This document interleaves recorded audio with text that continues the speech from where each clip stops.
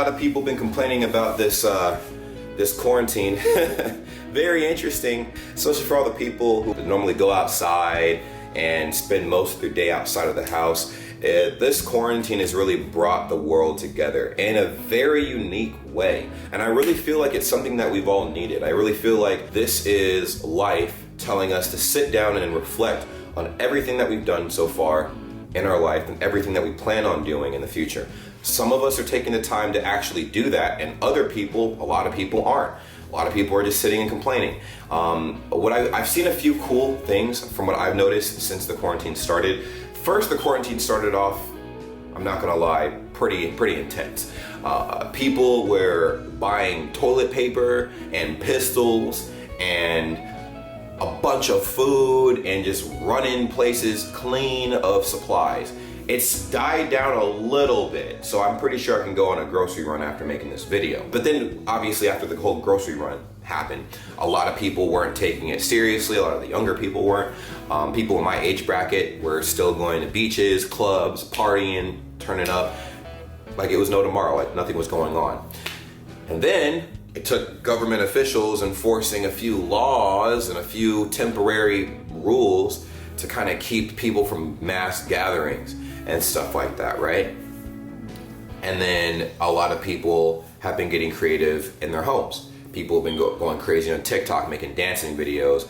A lot of people, I've been seeing a push-up challenge going viral throughout the internet. I've never seen people doing this many push-ups or this many physical, like related anything in a long time. I have taken the time myself to kind of reflect on where I'm at in this point in my life and the choices I've made leading up to where I currently am and what I plan on doing in the future.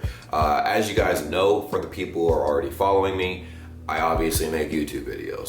This is what you're watching. I love giving you guys a slice of my life and showing you guys what that's all about. Now, I haven't really been good about making vlogs, so I want to do more sit down talks like this with you guys. I've been in the house for the last 5 days, and I've been watching a lot of YouTube. I've been working out every single day. I broke my diet maybe 4 or 5 times throughout this quarantine. I think it was probably out of sheer boredom. I haven't been eating a whole lot. I think I've been eating pretty much once a day to kind of curb the overeating in case I do tend to overeat and not work out as much. I try to hit a goal of 1,000 push-ups, 1,000 sit-ups a day, so I have more work on my body.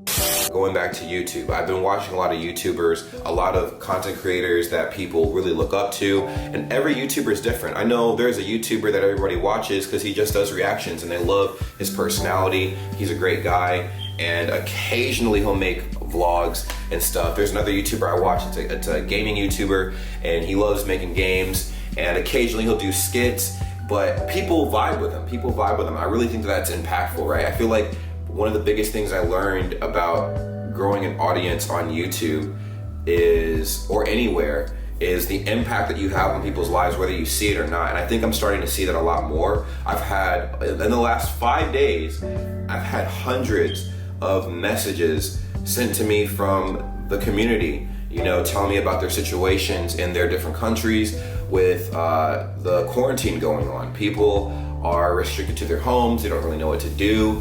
They're watching a lot of their favorite content creators now. A lot of people feel like, mice in a box pretty much. They can't do anything. Some people feel like they're running in place. It's very interesting to see the perspectives around the world. And I was like, wow, first of all, the fact that people are sending me messages at all, it means a lot. I mean, it obviously people feel comfortable enough to hit me up. I just went on a weird transition from me talking about my favorite YouTubers to you guys, everybody who's been messaging me about their situations in different countries in the whole quarantine situation, and then like this whole panic to, oh wow, we're gonna be fine. No, but hear me out. So basically, I have been just sitting in my thoughts, just bathing in my thoughts, because I'm in my house by myself, and all I have is just me, my thoughts, and some, internet, TV stuff, whatever. But after you turn all that off, it's just you, And a lot of people are afraid of that. A lot of people actually can't sit down and just sit with themselves, marinate with themselves, and reflect on their life. So for me, I've been thinking about, like I said, the choices from the past and the choices in the future. Would I change anything that I've done in the past to get to where I am right now? Absolutely not. I feel like everybody's life puts them in a position to be who they are right now currently. And if you were to change anything, it could completely alter who you are right now. I don't know, I'm all over the place, but all I can say, that's what I've been thinking throughout this entire process and stuff. I hope everybody's doing okay. I hope everybody's safe. I hope nobody's family is affected by this at all in any way, shape, or form. And I really encourage you guys to, just think about what you're doing, okay? Think about what you're doing and use this time to take advantage of the time you're spending with your family that you probably wouldn't normally be spending with your family if you are in the house with your family. And if you're not, use that time to find something to be better, like improve yourself, I don't know, play some games. If you're playing games, start streaming. If you're working out from home and stuff, or if you're used to going to a gym and you're at home, start doing home workouts. That's what I do. I'm just curious. I have a few questions for you guys though. What are you guys doing on this quarantine? What has this quarantine pushed you to do that's completely different? What's the most creative thing you guys have done since being on this quarantine? And what would you change after being on this quarantine, right? And sitting down and really thinking about everything happening around you. What would you change about society? If you could change one thing, what would that be? I think for me, would honestly be the greed factor. Because I feel like after the announcement of the pandemic and stuff going on, throughout the world, people are like, oh my God, I need to buy up toilet paper and blah, blah, blah. And literally my friend saw a couple days ago, this woman, she bought 12, 15 packs of toilet paper, packs, big, I think 120 sheet, big, crate size toilet paper bundles, 14, 15 of them. And she went to her car and stuffed them. And her car was so full, she had to strap toilet paper to the top of her vehicle. I mean, that's ridiculous. That's ridiculous. Nobody needs that much toilet paper, yo. And then on top of that, what happens when Walmart and all the other grocery stores restock? It just doesn't make any sense to me. People get greedy, people get, paranoid, and that's what I would change, honestly. But I don't know. This is just me talking, ranting, raving, whatever. This is one of the first videos I'm posting today. Just a big reflection video. Don't know what else to do. So if you guys have any ideas for more content for me to post and stuff, hit me up. I'm pretty sure I'll figure something out. I'm notorious for posting 5 to 10 videos a day. And yeah. Oh, also, while we're on that topic, if you made it to this point, I want to address a few people that have been in my comment sections lately. Now, obviously, people talk about haters and stuff in the comments, blah, blah, blah, blah. But some people just don't understand. So recently, I got accused of botting my subs. What that is I guess people can purchase subscribers and stuff for their accounts, blah, blah, blah, blah, whatever.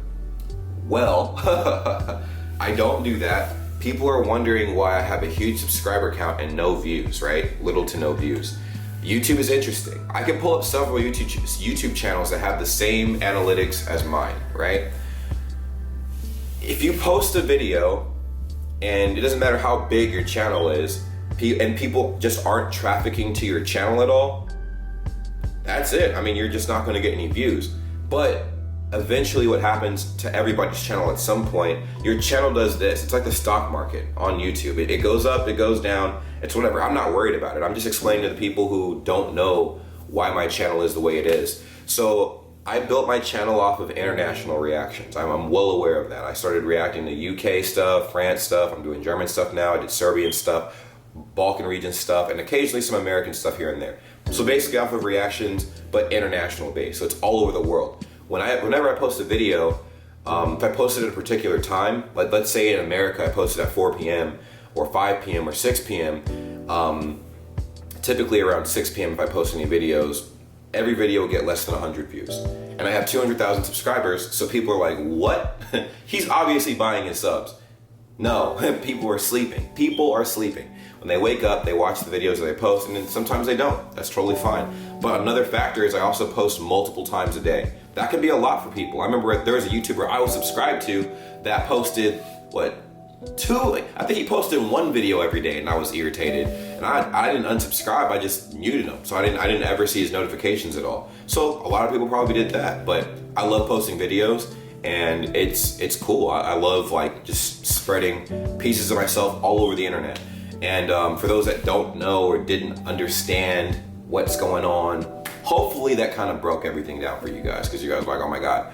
First, and another thing too, what's different about YouTube now versus YouTube back then is YouTube actually purges accounts, like fake accounts. People are like, oh, well, because another person's like, well, you could be buying subscribers, YouTube just doesn't catch them. YouTube always catches bot subscribers, because botted subscribers are dud accounts that are not being used at all, right? So what happens is, let's say somebody bots your account with subscribers. You get like let's say 10,000 subscribers. YouTube, by the end of the month, will purge your account of any account that's not active.